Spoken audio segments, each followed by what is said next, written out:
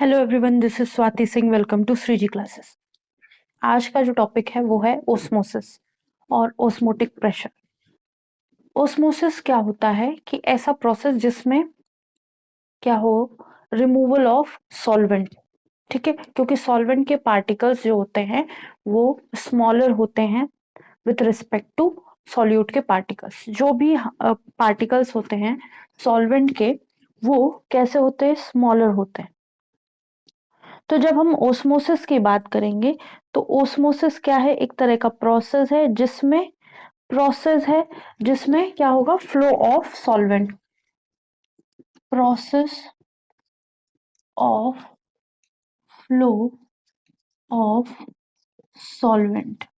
ठीक है, कैसा होगा ये प्रोसेस, जिसमें सॉल्वेंट का फ्लो हो रहा होगा through semi permeable membrane,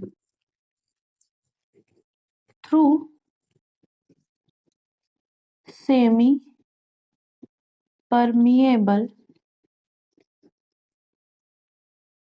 membrane. ठीक है, जिसको हम एसपीएम भी बोलते हैं। अब ये ऑस्मोसिस प्रोसेस कहाँ हो रहा होगा? जनरली हम लोगों ने देखे होंगे, जो मैंगोज होते हैं उनका हम पिकल बना लेते हैं। ठीक है, तो क्या हुआ इस प्रोसेस में, जो रॉ मैंगोज होते हैं या सूखे आम होते हैं उनको सॉल्ट वाटर में डाला जाता है। सॉल्ट वाटर में डाला जाता है तो क्या होता है, या फिर जो भी मटेरियल बनाया जाता है उसके अंदर हम लोग क्या, सूखे हुए आम के टुकड़े कटे हुए डाल देते हैं। तो ये जो मसाला या फिर जो भी ब्राइन वाटर, क्योंकि जनरली बाहर के देशों में बहुत सारे मसाले नहीं डाले जाते हैं, यहाँ के देशों में यहाँ इंडिया में मसाले के साथ नमक और कुछ अमाउंट ऑफ वाटर भी होता है, कुछ अमाउंट ऑफ ऑयल भी होता है, तो वो मिक्स कर देते हैं। ठीक है, जब मिक्स करते हैं तो ये जो रॉ मैंगोज हैं या आम के टुकड़े हैं वो क्या कर लेता है, अपने अंदर उन पार्टिकल्स को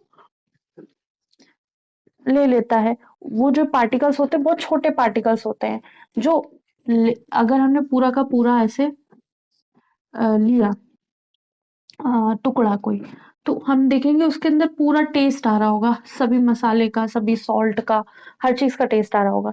तो ये जो सॉल्यूट है वो एक तरह से हमारा ये पार्ट ऑफ आम है, और जो सॉल्वेंट है वो ये मान लेते हैं कि सॉल्ट वाटर है। ठीक है, तो सॉल्ट वाटर, सॉल्ट का सारा टेस्ट इसके अंदर आ गया। ठीक है, तो जो सॉल्वेंट है यहाँ पे वो स्मॉलर साइज का होगा। इसी तरह हम देखते हैं कि अगर मुरझाए हुए फूल होते हैं ऐसे, उनको हम क्या करेंगे, पानी में अगर डाल देते हैं तो फिर से वो खिल जाते हैं। ठीक है, या फिर हम क्या देखते हैं, रेजिन्स या किशमिश देखते हैं। ठीक है, उसमें भी क्या हो रहा होता है कि सिकुड़ी हुई होती है ऐसे छोटी छोटी, उसको हम पानी के अंदर डाल जाते हैं तो स्वेलअप कर जाती है। तो ये सारे प्रोसेस है ऑस्मोसिस के। ठीक है, और यहाँ पे सब में क्या हो रहा होगा, ट्रांसफर ऑफ या process of flow of solvent हो रहा होगा। यहाँ पे पानी फ्लो कर रहा है, कहाँ पे, फ्लावर्स में, यहाँ पे भी पानी फ्लो कर रहा है इनटू द रेजिन, और यहाँ पे भी जो सॉल्वेंट है हमारा फ्लो करता है into the part of pickle. ठीक है, पार्ट के जो पिकल का पार्ट है उसके अंदर, या फिर जैसे बाहर की देशों में खीरे जो होते हैं उनको ब्राइन वाटर में डिप कर दिया जाता है, एज अ पिकल वो लोग यूज करते हैं। ठीक है, तो जब डिप किया जाता है तो ये खीरे एक तरह से पिकल की तरह बन जाते हैं, और इनके अंदर सारा टेस्ट आ जाता है, और जो उसका खुद का टेस्ट होता है वो तो होता ही है। ठीक है, तो और ऐसे ही सलाइन वाटर में, सलाइन वाटर के अंदर जो ब्लड ब्लड सेल्स होती हैं, ब्लड सेल्स को अगर हम सलाइन वाटर में डाल देंगे तो ये कोलैप्स कर जाएंगी। कोलैप्स करने का मतलब इनके अंदर बहुत ज्यादा अमाउंट ऑफ वाटर पहुंच जाएगा या सॉल्वेंट पहुंच जाएगा, और ये बियर नहीं कर पाएंगी तो फट जाएंगी। ठीक है, तो इस तरह के एग्जाम्पल हम ओस्मोसिस में देखते हैं जनरली।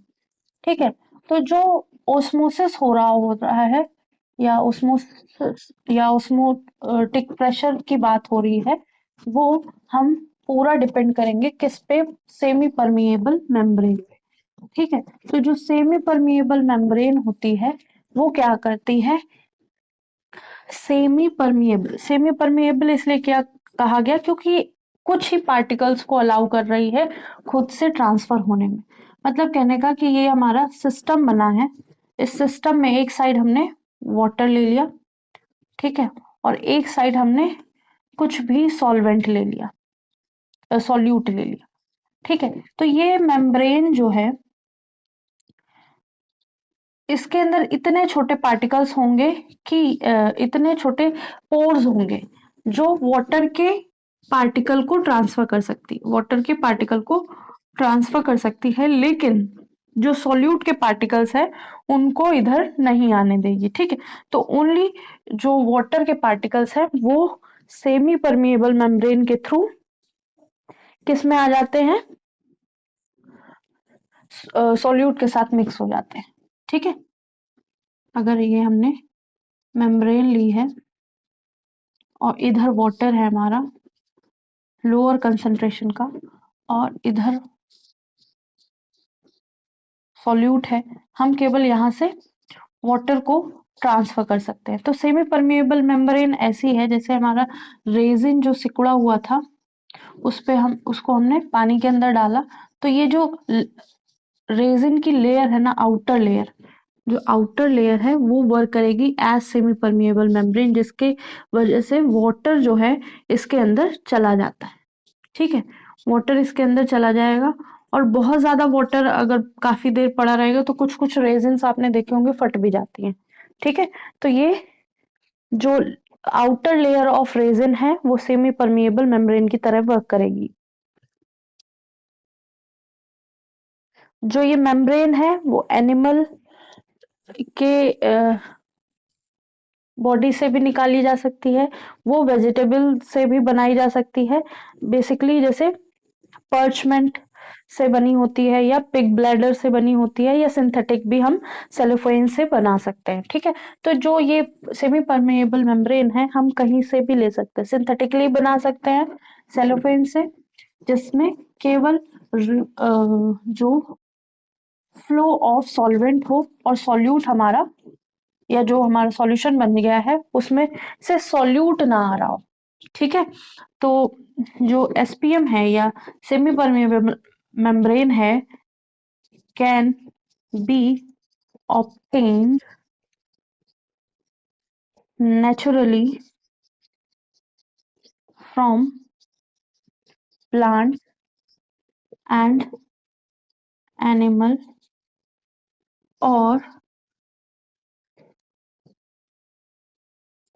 और कहाँ से, सिंथेटिक से भी, और कैन बी फॉर्म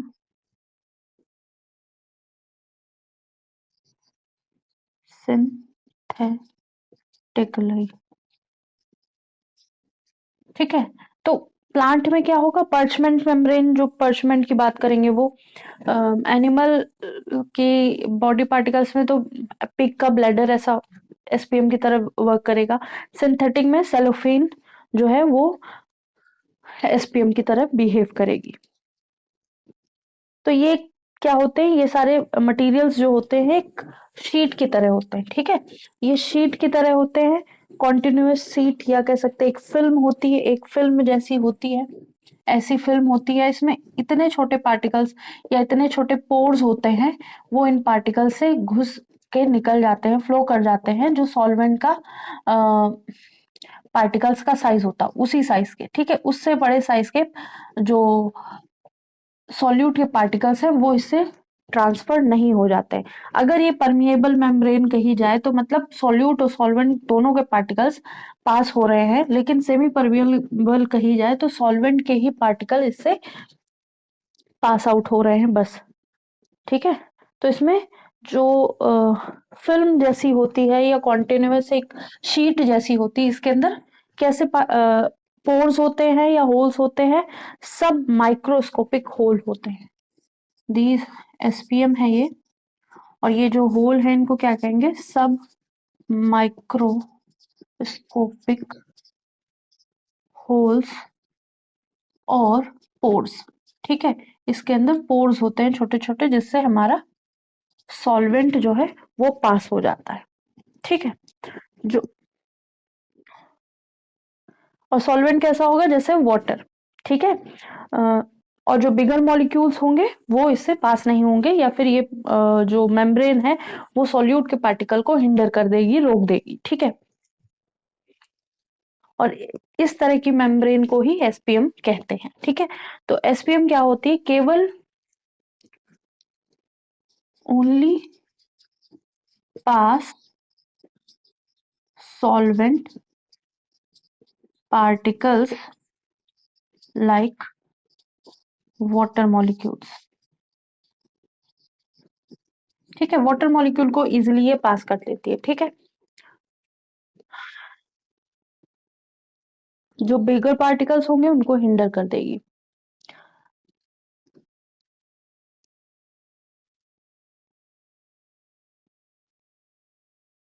ठीक है, अगर कोई ऐसा सिस्टम बनाया गया, जिस सिस्टम में हमने मेम्ब्रेन रखी, मेम्ब्रेन के अंदर छोटे छोटे पार्टिकल्स हैं, ऐसे बहुत सारे पार्टिकल्स हैं इसके अंदर। एक साइड हमने वाटर ले रखा है, एक साइड सॉल्यूशन दे रखा। ठीक है, एक साइड हमने वाटर दे रखा है, एक साइड हमने सॉल्यूशन दे रखा है। तो जो वाटर पार्टिकल्स होंगे या सॉल्वेंट पार्टिकल्स होंगे वो पास कर जाएंगे थ्रू दिस मेम्ब्रेन। ठीक है, तो जो प्योर वाटर होगा वहां से सॉल्यूशन की तरफ जो हमारे पार्टिकल्स ऑफ वाटर है या पार्टिकल्स ऑफ सॉल्वेंट है वो इजिली क्या कर जाएंगे, मूव कर जाएंगे या पास कर जाएंगे। यही जो फ्लो ऑफ प्रोसेस है, यही फ्लो ऑफ प्रोसेस जो है उसको क्या कहेंगे, ऑस्मोसिस। ठीक है, तो process of flow of solvent through semi permeable membrane is called as या इज नोन एज ऑस्मोसिस। ठीक है, तो ऑस्मोसिस आई थिंक समझ में आया होगा कि है क्या प्रोसेस। ऑस्मोसिस क्या है कि सॉल्वेंट का transfer from lower concentration to higher concentration. ठीक है, from lower concentration to higher concentration. ठीक है, और ये फ्लो तब तक होता रहेगा जब तक इक्विलिब्रियम अटेन नहीं हो जाता। ठीक है, ये फ्लो जो होता है, फ्लो ऑफ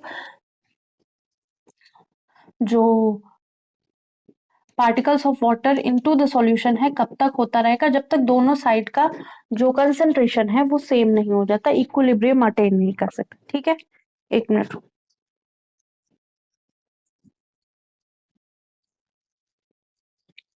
ठीक है, तो ऑस्मोसिस जो है एक तरह का,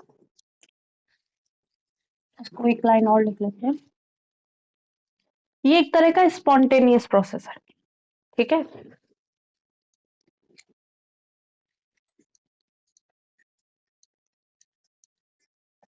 spontaneous movement of solvent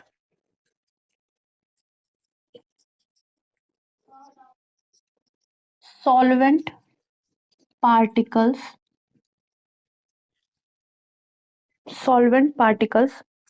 through semi-permeable membrane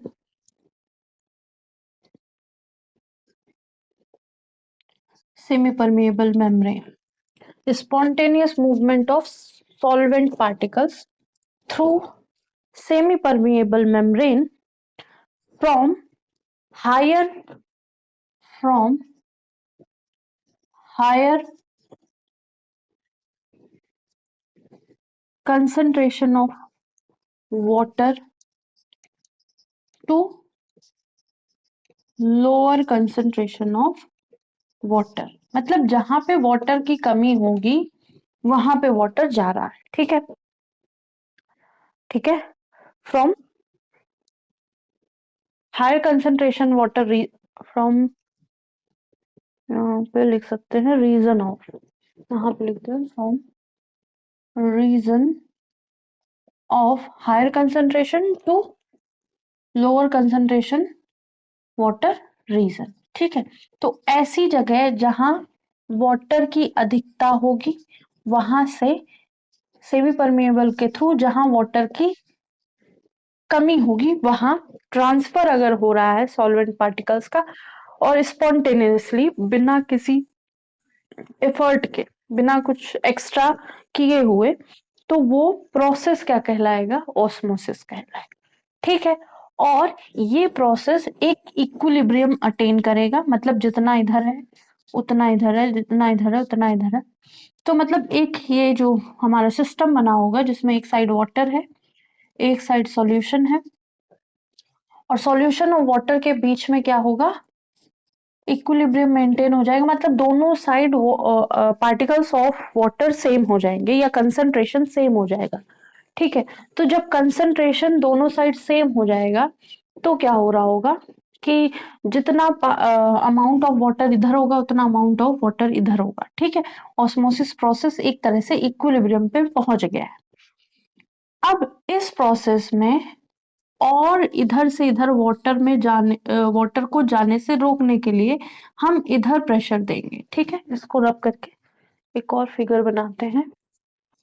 ठीक है, तो जो भी ऑस्मोसिस हो रहा है उस ऑस्मोसिस में जो इक्विलिब्रियम मेंटेन हो गया है, इक्विलिब्रियम मेंटेन होने के बाद जो हम एक्स्ट्रा प्रेशर लगाएंगे, ठीक है, जो हम ये जो प्रोसेस हो रहा है उस प्रोसेस को स्टॉप करने के लिए जो प्रेशर लगाएंगे उसका नाम रख देंगे ऑस्मोटिक प्रेशर। ठीक है, क्योंकि हमारा जो सिस्टम है वो सिस्टम जो है वो इक्विलिब्रियम में आ गया है। यहाँ पे था वाटर, यहाँ पे था सॉल्यूशन। सिस्टम जब इक्विलिब्रियम में आ गया है तो हम किस साइड प्रेशर लगाएंगे? इस साइड प्रेशर लगाएंगे। तो हमारा जो प्रोसेस है वो जो ये प्रेशर लग रहा है कि जो फ्लो ऑफ सॉल्वेंट है उसको रोका जाए, इस प्रेशर को कहेंगे osmotic pressure. The flow of solvent from water side to solution side across semi-permeable membrane can be stopped by exerting some extra pressure या exerting some pressure on solution side। तो solution side हम कुछ pressure exert करेंगे, pressure exert करेंगे तो ये pressure जो flow of solvent को रोक रहा है उसी को नाम रख देंगे osmotic pressure, या फिर कह सकते हैं osmosis को रोकने वाला pressure ही osmotic pressure होगा। ठीक है, the pressure that stop the pressure that stops flow of solvent। ठीक है, that stop flow of solvent particle from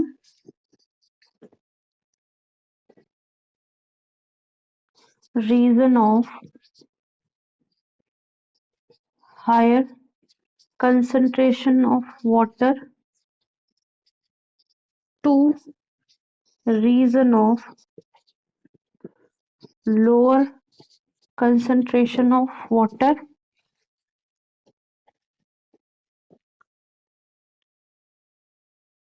through semi-permeable membrane is known as osmotic pressure. Osmotic pressure ऐसा pressure जो stop कर देगा flow of solvent, कहाँ से? Higher concentration of water से lower concentration of water region from through semi permeable membrane. ऐसे pressure को हमने नाम दे दिया osmotic pressure. The flow of solvent from diluted solution to concentrated solution across a semi-permeable membrane is due to osmosis। ठीक है, तो ये तो हो गया। एक तरह से हम इसमें डाइल्यूटेड और कंसंट्रेशन की भी बात करेंगे कि जो सॉल्यूशन है जो हमारा पहले जो फ्लो ऑफ सॉल्वेंट है, जो सॉल्यूशन है ये पहले डाइल्यूटेड कंसंट्रेटेड रहा होगा, जैसे ही फ्लो ऑफ वाटर हुआ तो क्या हो गया, जो हमारा सॉल्यूशन है वो कैसा बन गया, वो डाइल्यूटेड बन गया। और ये किसकी वजह से हुआ, ओस्मोसिस की वजह से हुआ। तो ओस्मोसिस से हम जो हमारा सॉल्यूशन है उसको डाइल्यूटेड फॉर्म में भी कन्वर्ट कर सकते हैं। ठीक है,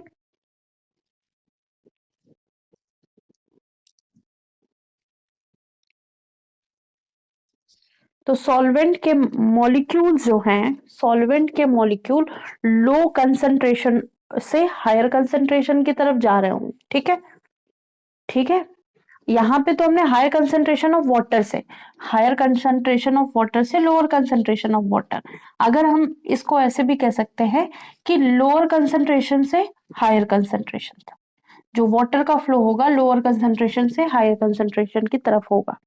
मतलब कि जहां पे वाटर के मॉलिक्यूल्स सॉल्यूशन के पार्टिकल्स कम है, वहां से सॉल्यूशन के पार्टिकल्स जिधर ज्यादा है, सॉल्यूट के पार्टिकल्स जिधर ज्यादा है वहां फ्लो होगा सॉल्वेंट का। ठीक है, उस तरफ सॉल्वेंट का फ्लो होगा।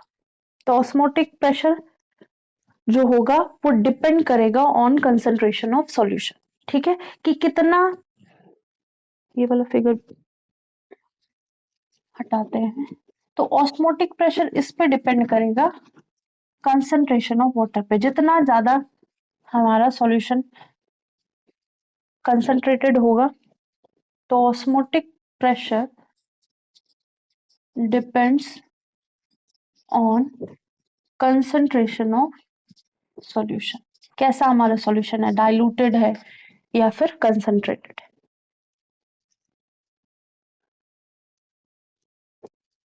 तो जब ऑस्मोटिक प्रेशर की बात हो रही होगी तो ये एक तरह का प्रेशर है जब हमने सिस्टम बनाया था जिसमें एक साइड वाटर का कंसंट्रेशन ज्यादा था और एक तरफ हमारा सॉल्यूशन था। ठीक है, तो इधर सॉल्यूशन का कंसंट्रेशन ज्यादा है, इधर वाटर का कंसंट्रेशन ज्यादा है। तो एक ही रिस्पेक्ट में हम बात करेंगे, अगर हम बात करेंगे कि फ्लो ऑफ वाटर किधर होगा, वाटर के हाई कंसंट्रेशन से वाटर के लो कंसंट्रेशन। ठीक है, या फिर बोलेंगे वाटर का फ्लो जहां सॉल्यूशन का लो कंसंट्रेशन होगा वहां से सॉल्यूशन के हाई कंसंट्रेशन। ठीक है, तो सॉल्यूशन हाईली कंसंट्रेटेड इधर है तो वाटर का फ्लो इधर होगा, और इस फ्लो को रोकने के लिए, या फिर हम इतना थोड़ा बहुत डाइल्यूटेड चाहते हैं, उससे ज्यादा हम डाइल्यूटेड नहीं चाहते हैं सॉल्यूशन को, तो इस फ्लो को रोकने के लिए हम इस साइड प्रेशर देंगे। जब हम इस साइड प्रेशर देंगे तो जो फ्लो ऑफ वाटर है वो स्टॉप हो जाएगा, इसी को नाम दे देंगे ऑस्मोटिक प्रेशर। और ऑस्मोटिक प्रेशर हमारा डिपेंड करेगा सॉल्यूशन के कंसंट्रेशन पे। ठीक है, तो ऑस्मोसिस को प्रिवेंट करने के लिए यूज किया जाता है osmotic pressure. Osmotic pressure used used to prevent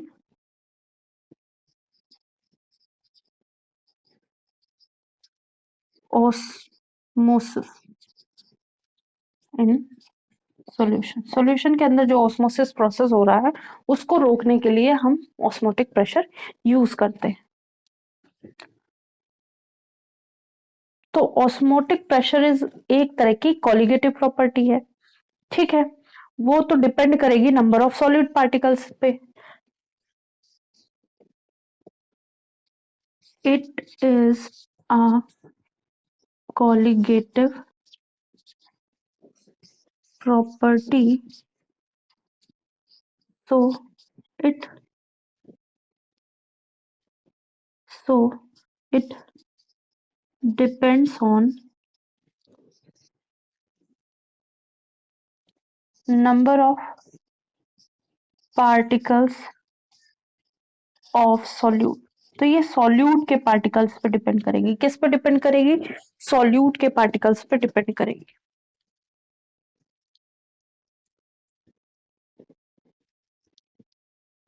ठीक है, सॉल्यूट के पार्टिकल्स पे कौन डिपेंड करेगा, ऑस्मोटिक प्रेशर,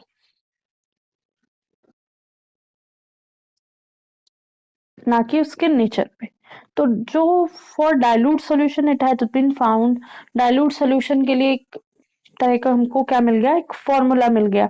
या फिर कह सकते हैं हम इसको, ये कह सकते हैं कि osmotic pressure is directly proportional to concentration या मोलैरिटी ऑफ द सॉल्यूशन। तो ये होप से लिख लिया होगा, इसको रख करके।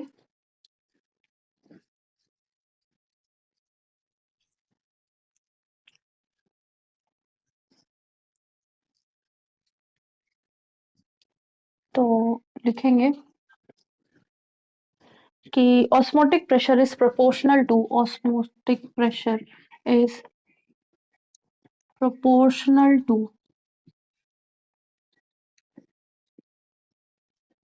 किसके प्रोपोर्शनल होगी, मोलैरिटी या concentration of the solution. Molarity, जिसको हम कैपिटल एम से या फिर कैपिटल सी से रिप्रेजेंट करते हैं, ऑफ सॉल्यूशन। ठीक है, तो ऑस्मोटिक प्रेशर जो है वो प्रोपोर्शनल होता है molarity of solution at given temperature, कोई भी एट गिवन टेम्परेचर, एक पर्टिकुलर टेम्परेचर। तो इसको हम ऑस्मोटिक प्रेशर को रिप्रेजेंट कैसे करते हैं, कैपिटल पाई से is equal to, pi is equal to या तो कैपिटल एम आर टी लिखा होगा या फिर सी आर टी लिखा होगा। ठीक है, एम क्या है, मोलैरिटी, सी क्या है, कंसंट्रेशन। ठीक है, तो या तो मोलैरिटी या कंसंट्रेशन, दोनों मोलैरिटी को ही रिप्रेजेंट करेगा। आर क्या है, गैस कांस्टेंट, टी क्या है, टेम्परेचर। ठीक है, कंसंट्रेशन को हम और क्या लिख सकते हैं, कंसंट्रेशन को number of moles of solute present in 1 litre of solution to R T. ठीक है, नंबर ऑफ मोल्स ऑफ ना दिए हो, number of moles of solute ना गिवन हो, तो हम क्या लिख देंगे, इसको लिखेंगे mass of, mass of solute upon volume of solvent, solution in litre. इसके साथ मोलर मास होगा क्योंकि मोल चाहिए, molar mass of solute into 1 upon volume in litre, litre में ना हो तो ml में हो जाएगा, और इसको 1000 से मल्टीप्लाई कर देंगे, साथ में यहाँ R आ जाएगा, T आ जाएगा। ठीक है, तो इतने सारे फॉर्मूले हम यूज कर सकते हैं। इस क्वेश्चन से जनरली हमसे क्या पूछा जाएगा, जनरली हमसे कंसंट्रेशन पूछा जा सकता है। ठीक है, कंसंट्रेशन पूछा जा सकता है, molar mass, mass of the solute पूछा जा सकता है, molar mass of the solute पूछा जा सकता है, number of moles of solute पूछा जा सकता है, आर और टी तो गिवन होंगे जनरली। ठीक है, पाई भी पूछा जा सकता है, पाई दैट इज ऑस्मोटिक प्रेशर भी पूछा जा सकता है। तो इस मेथड से हम दोबारा से यहाँ से भी molar mass of the solute निकाल सकते हैं। ठीक है, molar mass of the solute हम यहाँ से भी इस सिस्टम से या फिर इस फॉर्मूला से भी निकाल सकते हैं। और ये बहुत ज्यादा यूज होता है किसमें, प्रोटीन्स या पॉलीमर्स जो हम हमारी डे टू डे लाइफ में यूज होते हैं उसका मोलर मास निकालने के लिए। ठीक है, ज्यादातर वो मैक्रोमोलिक्यूल्स होते हैं।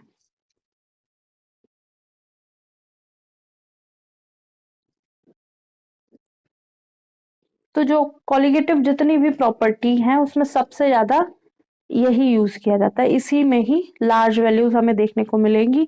जो ऑस्मोटिक प्रेशर की टेक्निक है मोलर मास ऑफ सॉल्यूट को डिटरमाइन करने के लिए पर्टिकुलरली यूज है, वो कहाँ यूज हो रहा है, बायोमोलिक्यूल्स में यूज हो रहा है। ठीक है,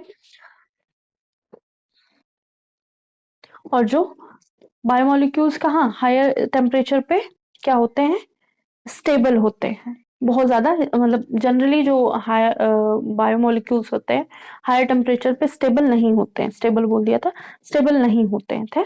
और पॉलीमर जो हैं, जो उनकी सॉल्युबिलिटी है वो क्या है, बहुत कम है।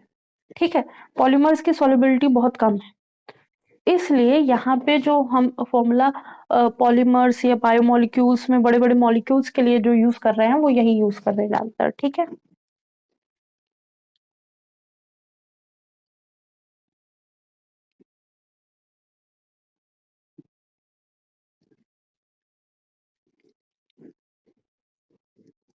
तो ठीक है, ये समझ में आया होगा।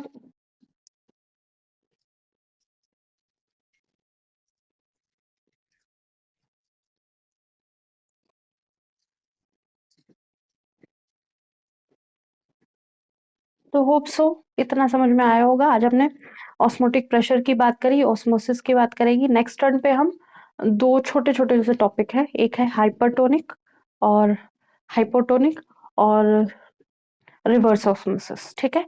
इतना हम करेंगे और उसके बाद ये चैप्टर फिनिश हो जाएगा। आज के लिए इतना ही। लाइक कीजिएगा, सब्सक्राइब कीजिएगा, शेयर कीजिएगा। बताइएगा क्लासेस कैसी लग रही हैं, और कुछ भी नया पढ़ना हो, कुछ नया टॉपिक हो, या फिर कोई भी नया वर्ड आपने सुना हो जिसका मीनिंग आपको नहीं पता हो, या फिर केमिस्ट्री के पर्पज से उसको कैसे समझना है, तो वो नहीं आता हो तो आप कमेंट कर सकते हैं, हम आपको रिस्पॉन्स करेंगे और उससे रिलेटेड आपको एक क्लास ज़रूर मिलेगी। आज के लिए इतना ही। Thank you.